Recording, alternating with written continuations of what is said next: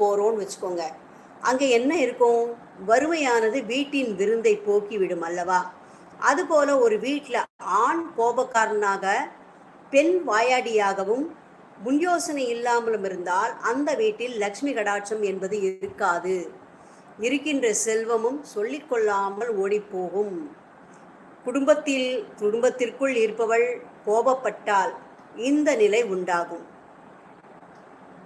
அடைமழையில் ஒழுகும் வீட்டில் குடியிருக்கலாம், ஆனால் வாயாடியான பெண்ணுடன் ஒரே வீட்டில் குடியிருப்பது மிக கஷ்டம் என்ற ஒரு பழமொழி இருக்கு. போட்டுட்டேன்டா செல்லம், எனக்கு தெரியும் என் சாய் சொந்தங்களை பற்றி.